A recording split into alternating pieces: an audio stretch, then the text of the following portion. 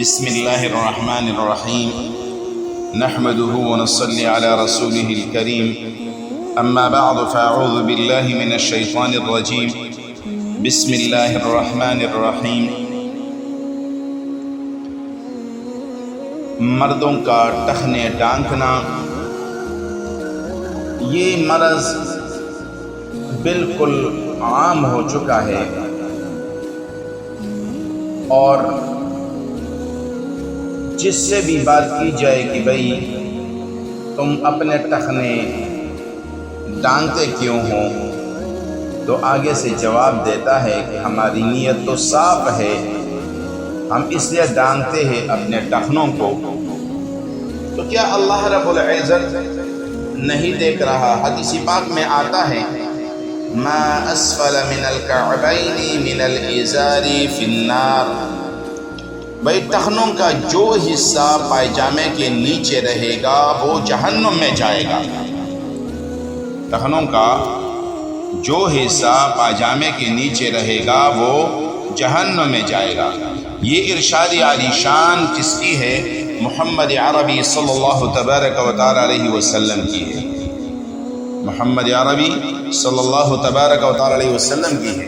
وہ فرماتے ہیں کہ ٹخنوں کا جو حصہ پائجامے کے نیچے رہے گا وہ جہنم میں جائے گا۔ اور یاد رہے کہ شلوار کے پانچے ٹخنوں سے نیچے رکھنا بقصد تکبر حرام ہے، اور بلا قصد یہ کیا ہے؟ یہ مکروہ تحریمی ہے۔ اگر غیر ارادی طور پر کبھی شلوار کا پانچے ٹخنوں سے نیچے لٹک جائے تو معاف ہے، لیکن جان بوجھ کر ایسا کرنا یا شلوار ہی ایسی بنانا کہ پانچ چار ٹخنوں سے نیچے لٹک کر آئے، جس طرح آج کل ہم دیکھتے ہیں تو یہی ہوتا ہے۔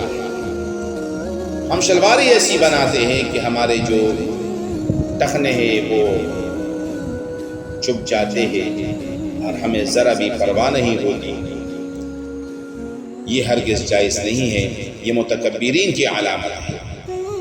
اور جب یہ فعل ہی ہوا متکبرین کا،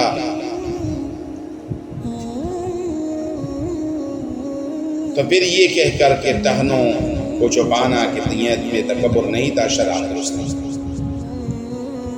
اور ٹخنوں کا ڈانگنا نماز اور غیر نماز ہر حال میں کیا ہے؟ معلوم ہے۔ یہ حکم فقط نماز کے ساتھ مخصوص نہیں ہے۔ جس طرح ہم لوگوں کو دیکھتے ہیں کہ بھئی باگے آتے ہیں اور نماز میں کھڑے ہو جاتے ہیں اور اپنی شلواریں جلدی اوپر کر لیتے ہیں، اور جب مسجد سے نکلتے ہیں تو نکلنے کے ساتھ ہی ان کے جو شلواریں ہیں وہ نیچے لٹک جاتی ہیں۔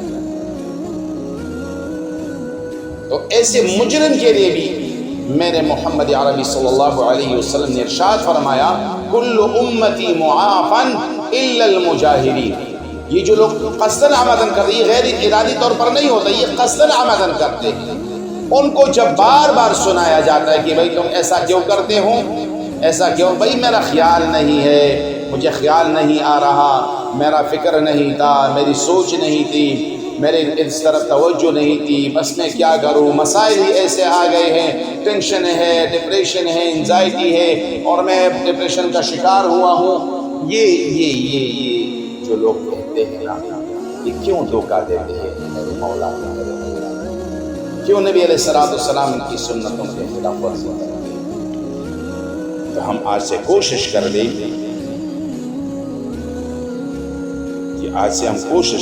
کہ ہم اس سے اپنے آپ کو محفوظ رکھیں، اللہ کریم ہم سے راضی ہو۔ اور ایک بات میں آپ کو بتاتا چلوں کہ یہ گناہ بھی عورتوں سے مشابہت اور نسوانیت کے شوق اور رغبت سے کیا جاتا ہے۔ ان کی طرح ہم اپنے آپ کو بتاتے ہیں، عورتوں کی طرح ان کی طرح چال چلتے ہیں، ان کی طرح باتیں کرتے ہیں، ان کے رنگ اور یہ جو سارا کچھ ہو رہا ہے نا، یہ اللہ معاف فرمائے، اللہ معاف فرمائے، اللہ معاف فرمائے۔ ایک دفعہ علامہ محمد اقبال سے کسی نے پوچھا کہ بھئی نوجوان آ گئے کالج یونیورسٹیز کے، اور وہ کہنے لگے کہ بھئی اب تو جدید دور آ گیا ہے، اب عورتوں کو پردہ نہیں کرنا چاہیے۔ تو علامہ اقبال نے فرمایا کہ بھئی تم تو عورتوں کی بات کرتے ہو، میرا دل تو چاہتا ہے کہ جو یونیورسٹیز کالج کے اسٹوڈنٹس ہیں ان کو بھی پردے پہ بٹھایا جائے۔ وہ تو اس دور کی بات ہے۔ اگر اللہ مہربان آج کے دور کو دیکھتا تو پھر کیا ہو؟ اللہ ہم سب کا حامی و ناصر ہو، اللہ ہم سب سے راضی ہو، اللہ ہماری سب خطاؤں اور گناہوں کو معاف فرما دے۔ اور جتنے میرے بھائی ہیں، میرے دوست ہیں، ان سے دلی درخواست ہے، ایک التجا ہے کہ زیادہ سے زیادہ اس ویڈیو کو شیئر کریں، دوستوں کے ساتھ اس کو لائک بھی کریں، اور اس کو میرے چینل کو، جو نئے میرے دوست ہیں، میرے چینل کو سبسکرائب کریں۔ جزاکم اللہ خیر، احسن الجزا، اپنا خیال رکھیے گا۔ آگے انشاءاللہ اگلی ویڈیو میں آپ لوگوں سے پھر ملاقات ہوگی۔ السلام علیکم ورحمۃ اللہ وبرکاتہ۔